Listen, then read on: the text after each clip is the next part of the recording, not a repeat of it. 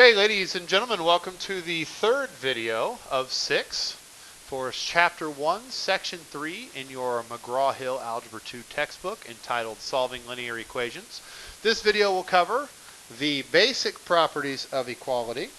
We will then add in additional properties in the next video. So,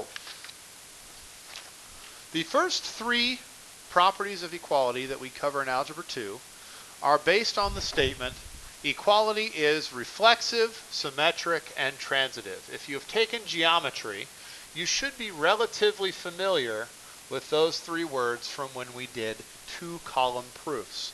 Now, if you have not done it, that's okay. These are not very complicated properties. The reflexive property of equality says every number is equal to itself. A is equal to A.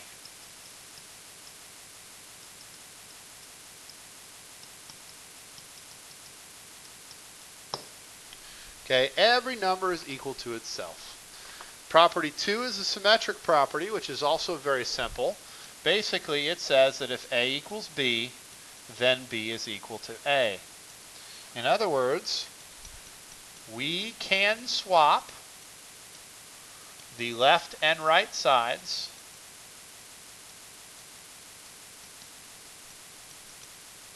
of any equation. Okay, if there's an equal sign, the left and the right side are the same, so we are allowed to switch the left and the right sides. The third one is called the transitive property, and it follows a very specific pattern. It says that if A is equal to B and B is equal to C, then A has to equal C. That property is very, very similar to the fourth property that we're going to cover. So again, we'd be looking for that very specific pattern. We would have a number of equations there, three equations. We'd have A equals B, then we would have that same right side as the left side, B equals C, and then that would confirm that the left side of the first equation, A, is equal to the right side of the second equation, C. So if A equals B and B equals C, then A has to equal C. Now, if we take that property and we apply it a little bit differently, we can get what's called the substitution property of equality, which says that if A is equal to B, then B can replace A in any equation.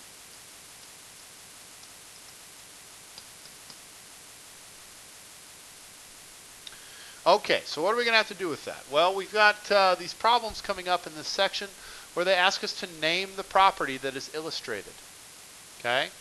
So we need to look for those four things, those four patterns: reflexive property, symmetric property, transitive property, substitution property. So if we look at the first example A, it says if 3A minus 4 equals B and B equals A plus 17, then 3A minus 4 must equal A plus 17. Look at the pattern. Essentially, if A equals B and B equals C, then A equals C. That is our transitive property. So we would say transitive property of equality. Notice I am not abbreviating. I'm writing out the full name of the property, the transitive property of equality. Okay, 2g minus h equals 62 and h equals 24. Therefore, 2g minus 24 equals 62. So again, we're looking for what did they do? Well, they took this 24 and they plugged it in for h. They substituted. So this is an example of the substitution property.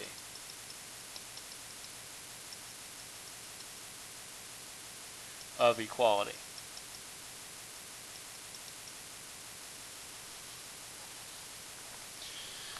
Okay, one more slide worth of these examples and then we'll move into the fourth video.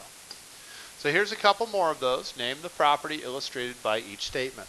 Statement A says if negative 11a plus 2 equals negative 3a, then negative 3a equals negative 11x plus 2.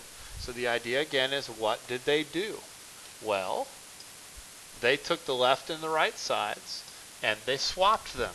When we swap the left and the right sides, that is the symmetric property of equality.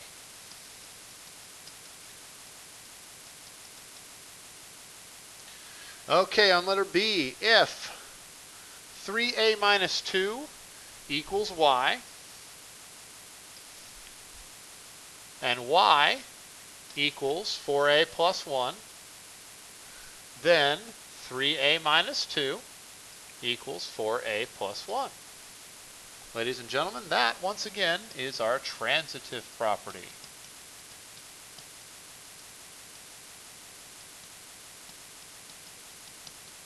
Again, look for the pattern.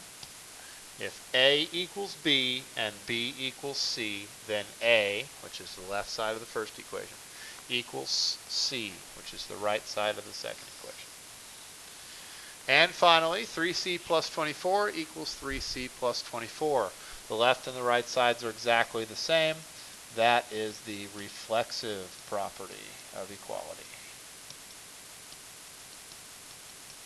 That completes the third video of 6 for section 1-3. See you in section 4 for some additional properties of equality and some solving.